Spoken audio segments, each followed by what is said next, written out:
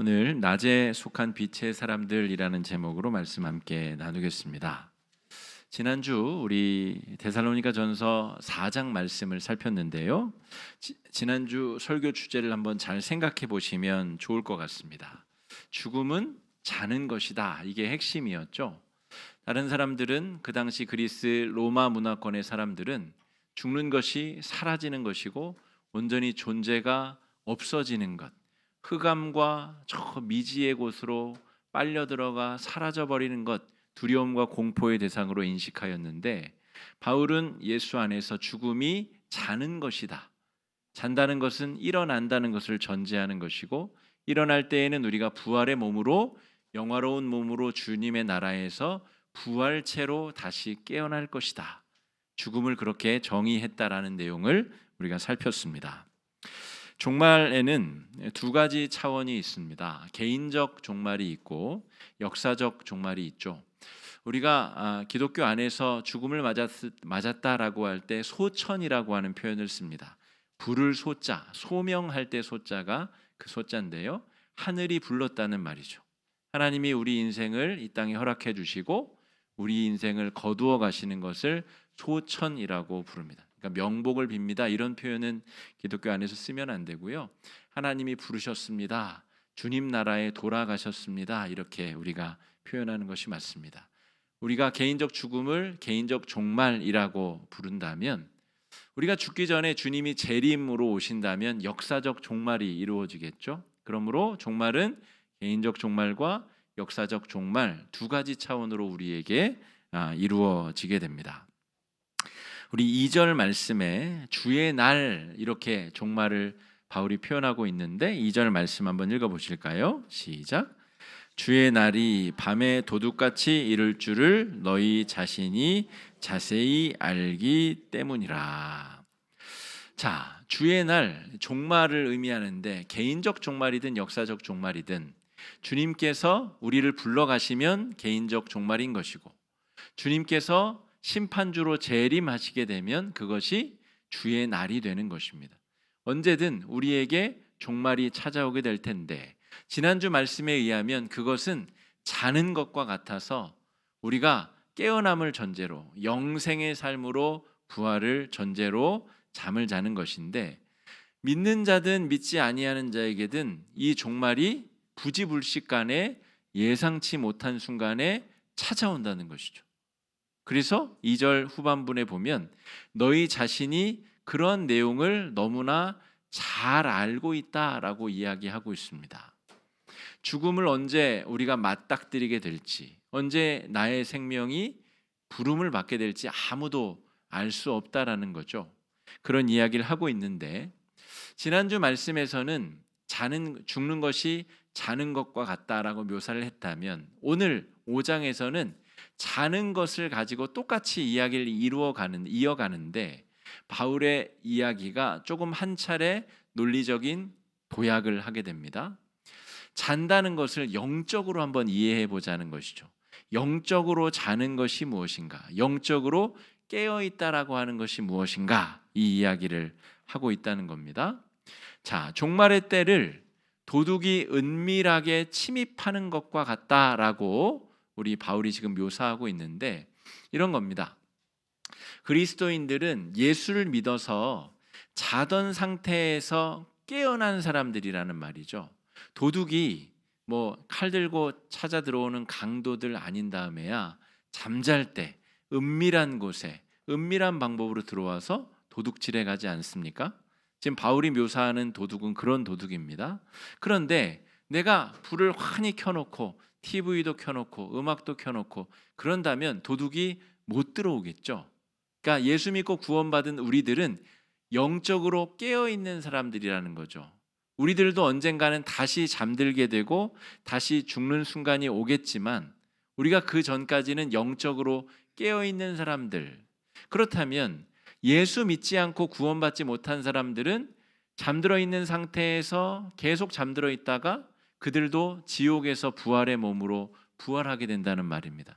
바울의 논리를 따라가 보자면 우리들도 다른 모두와 똑같이 잠들어 있다가 예수 때문에 깨어난 존재들이다, 이렇게 묘사하고 있고, 우리도 언젠가는 자듯이 죽음을 맞이하게 되었으나 그 죽음이 자고 있는 자들처럼 낯설고 당황스러운 그런 만남은 아니라는 이야기를 하고 있는 거죠. 자고 있던 자에게는 죽음이 종말이 충격적인 결말로 예고 없이 찾아오게 됩니다. 제가 우리 노회 목사님들과 수요일 아침마다 말씀 연구하는 모임을 하고 있는데요. 그 모임에 우리 가까운 교회의 목사님이 췌장암 말기 판정을 몇 년 전에 받으셨어요. 3년 전에. 그래서 얼마 못 사신다고 의사가 판정하였는데 하나님의 은혜로 수십 차례 항암을 견뎌내고 지금 투병 중에 계십니다.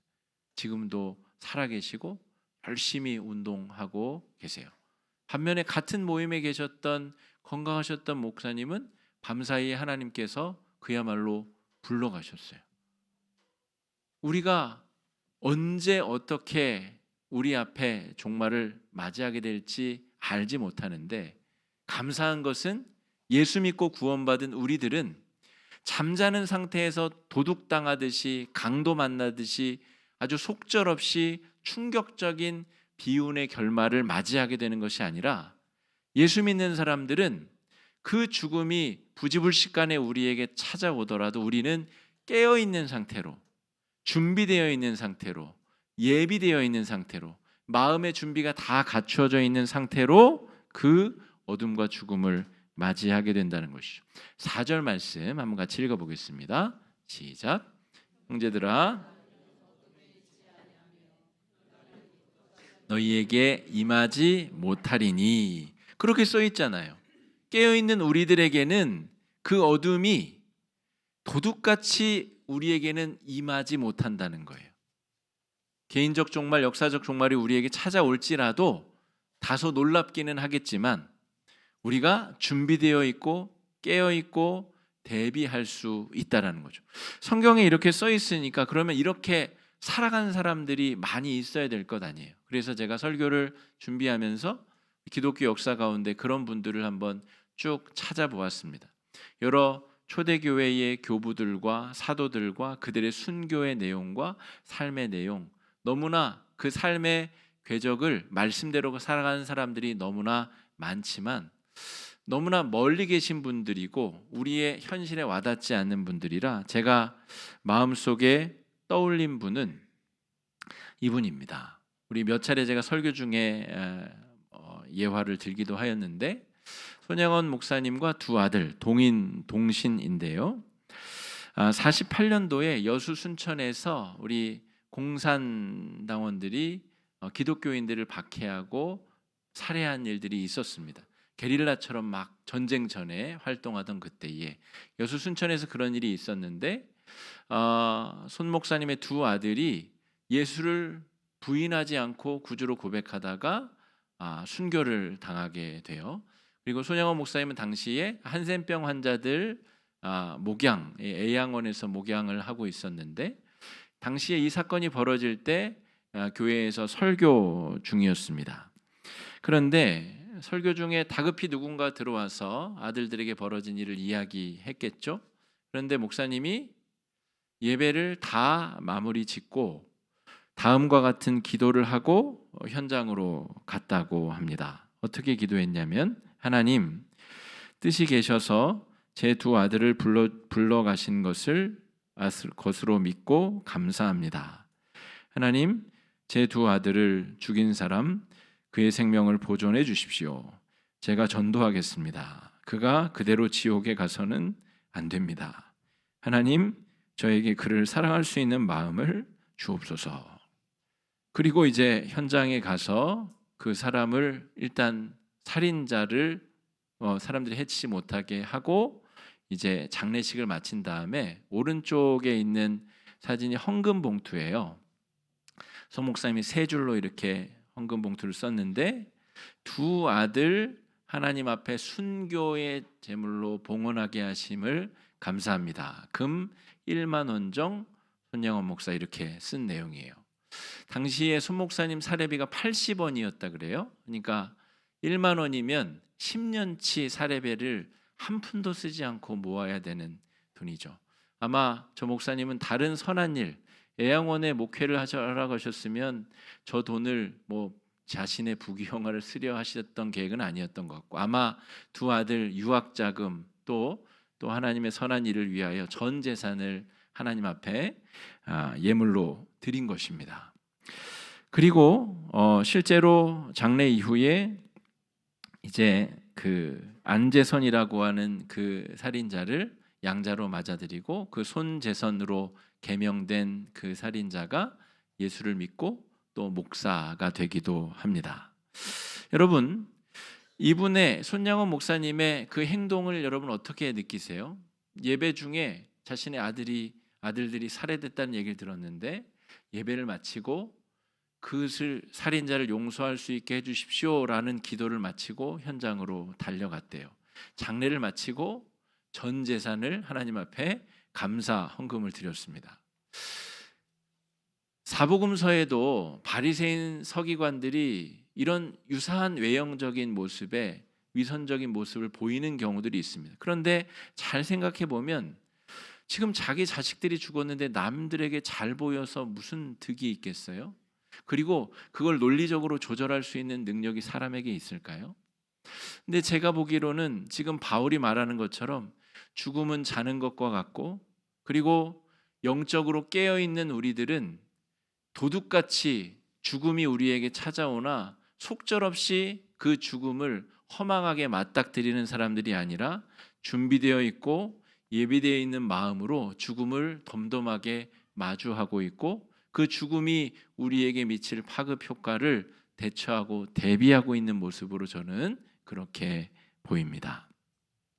그래서 예수를 구주로 믿는 삶은 깨어있는 삶이고 낮에 행동하는 삶이다 하는 거죠. 우리가 깨어있고 낮에 행동하고 있고 우리가 버젓이 집에 있는데 도둑이 급작스럽게 우리를 충격에 몰아놓을 수 없다는 거죠. 하나님께서 유한한 우리들에게 죽음이라고 하는 분명한 목표점을 우리에게 주셨는데 그 죽음을 우리가 어떤 태도로 맞이하고 준비할 것이냐, 걱정과 근심과 두려움에 사로잡혀서 그 죽음에 이르는 모든 시간을 걱정과 두려움과 고통으로 채울 것이냐, 아니면 준비하고 예비하는 마음으로 덤덤하고 또 준비된 자세로 우리에게 찾아오는 그 잠의 문제를 맞이할 수 있도록 깨어 있을 것이냐, 바울은 우리에게 중요한 이야기를 하고 있습니다. 8절을 보면 깨어 있는 사람들의 영적 특징이 등장하고 있는데 믿음과 사랑의 호심경을 붙여라 라고 되어 있습니다.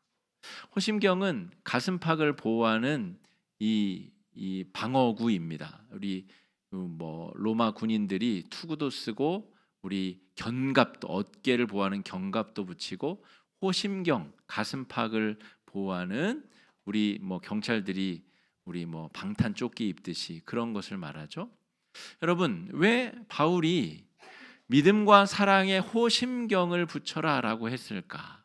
여러분, 끊임없이 유한하고 연약한 우리의 마음에는 의심이 생기고 끊임없는 욕심이 차오릅니다.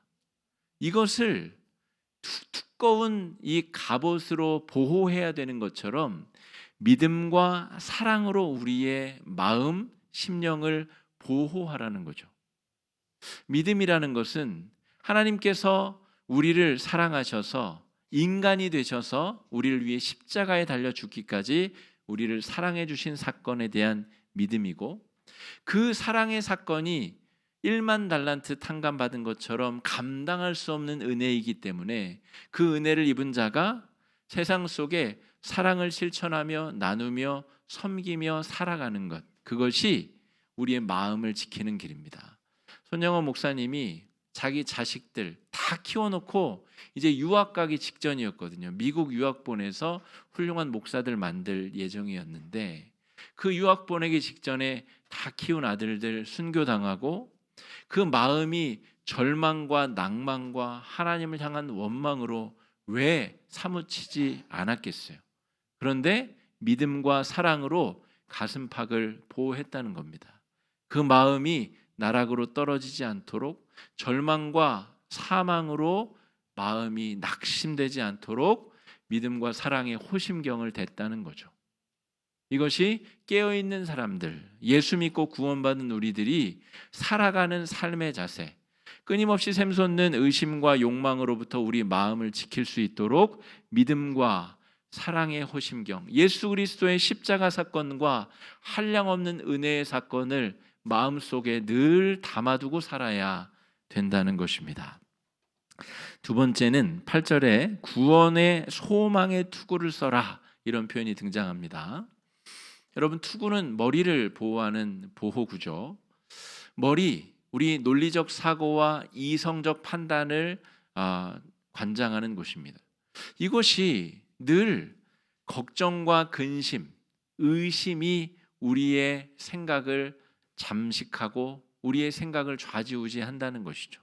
유한한 존재는 늘 깨어있지 않으면 걱정과 의심과 여러 가지 우리의 우리의 머리가 하나님의 뜻대로가 아니라 이 세상이 원하는 대로 그렇게 치우치도록 되어 있는데, 구원의 소망의 투구를 쓰면 우리가 걱정 근심으로 우리의 미래를 만나는 것이 아니라 하나님께서 행하실 일, 하나님께서 우리를 통해서 이루실 구원의 놀라운 소망으로 우리가 합리적인 판단과 냉철한 이성적 결단으로 하나님 앞에 나아갈 수 있다는 거죠. 마음을 먼저 지키고 생각을 지키라고 하는 이 흐름도 저는 굉장히 의미가 있다고 생각합니다. 보통 사람들이 시험이 들 때 마음에서부터 시험이 듭니다. 상처받고 마음이 차가워지고 그 다음에 생각이 많아지죠. 그리고 생각대로 또 악순환이 이루어져 또 마음이 더 냉정해지고 차가워지고, 여러분, 우리의 마음과 생각을 하나님의 주신 귀한 은혜의 선물들로 지켜나갈 필요가 있다는 것입니다.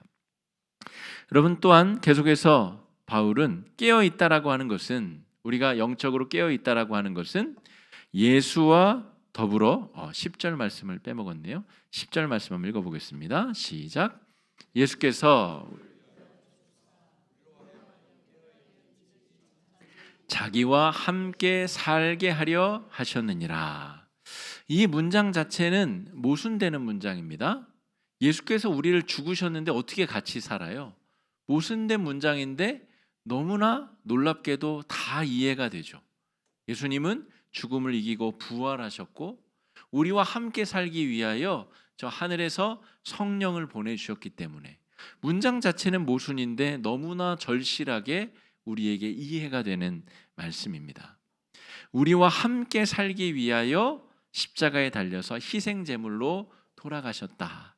이 사실을 믿는 자가 호심경을 붙인 자이고 투구를 쓴 자이며 깨어 있어서 죽음의 공포가 우리에게 다가올 때도 의연하게 대처할 수 있는 사람이라는 거죠. 우리와 함께 살기 위하여, 우리가 사망의 음침한 골짜기를 걸어갈 때에도 동행해 주시기 위하여라는 겁니다. 제가 내일 이제 방콕을 경유해서 이제 CM 포이펫 이 국경을 통과해서 가게 되는데, 제가 일부러 그 여정 동안에 제가 다른 도움을 받지 않고 스스로 그 과정을 지금 가보려고 해요. 그래서 좀 떨리기도 하고 걱정도 됩니다. 뭐 준비도 다 되고 예약도 다 했는데 낯선 도시에 나를 환영하는 안내해 주는 사람 없이 그렇게 가는 여정을 제가 일부러 택해서 가보는데요. 제가 내년 2월에 팀을 이끌고 그 과정을 통해서 똑같이 가야 되기 때문에 국경도 제가 통과해보고 그런 과정을 해보려는 거죠. 근데 여러분, 걱정 근심을 하자면 한도 끝도 없이 밤잠을 잘 수가 없죠. 그죠? 어떻게 그 걱정 근심을 내 노력으로 다 해치울 수 있겠습니까?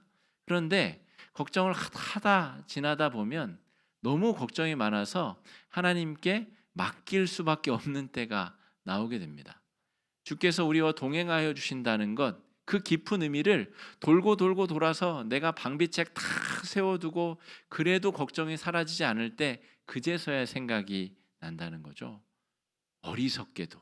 여러분, 우리가 지혜롭다는 것은 성령께서 내 안에 계시고 예수께서 나와 동행해 주시고 함께 해 주신다라고 하는 믿음으로 걱정거리가 없어서가 아니라 걱정거리에 쌓여 있으면서도 덤덤하고 의연하게 주님과 함께 나아갈 수 있는 삶을 의미합니다.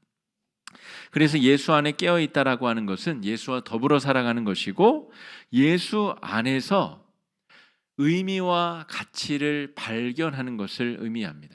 새로운 의미와 가치를 발견하는 것이 깨어 있다라는 것의 의미입니다. 돈을 많이 모으면 내가 안심이 될 줄 알았는데 웬걸요?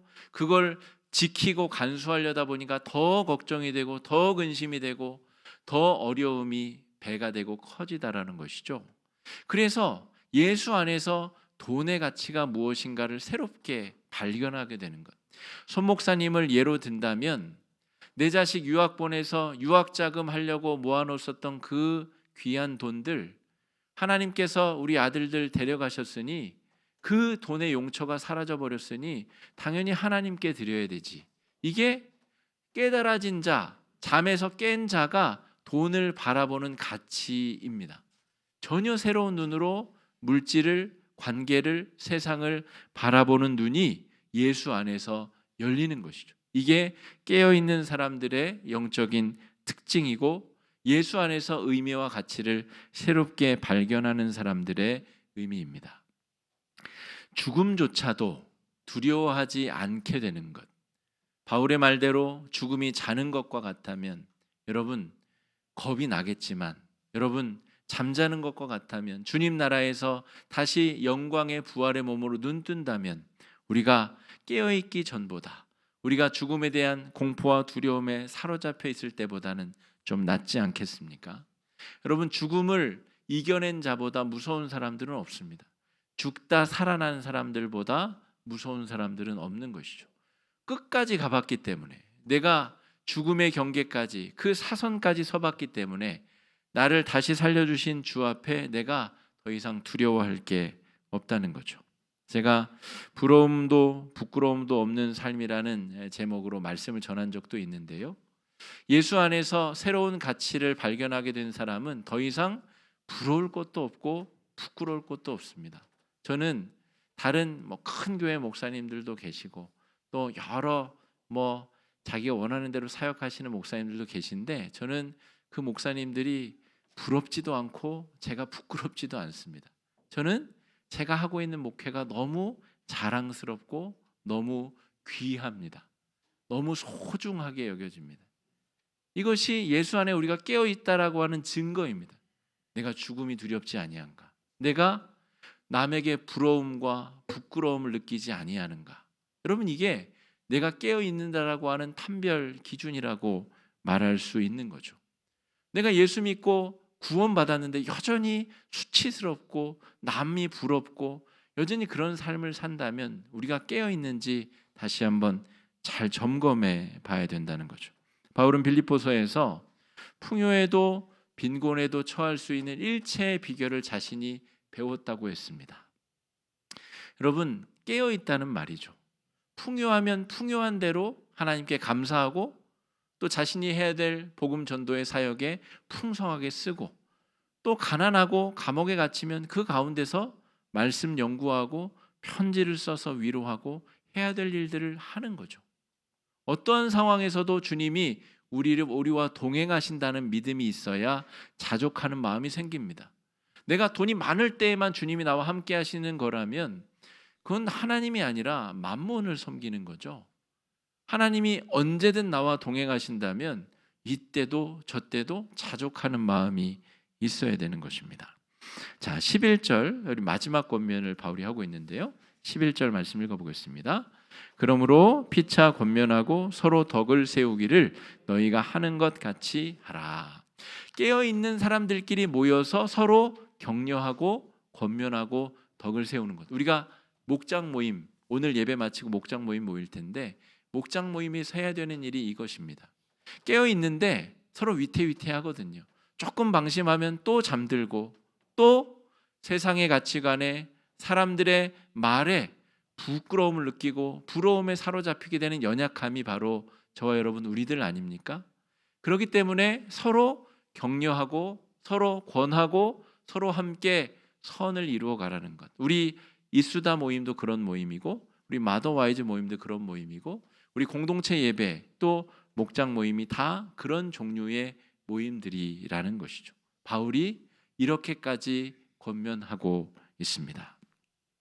여러분, 우리 모두는 언젠가 다 부름을 받아 주님 나라에 갈 사람들입니다.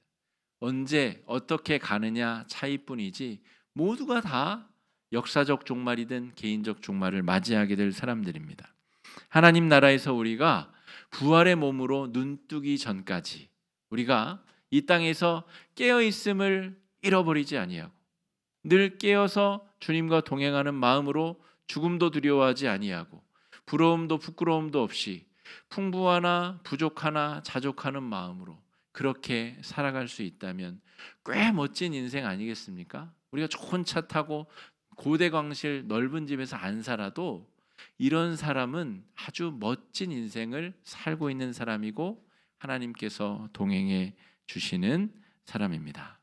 늘 깨어서 예수님과 동행하며 부활의 소망을 가지고 승리하실 수 있는 은혜의 한 주가 되시기를 주의 이름으로 축복합니다.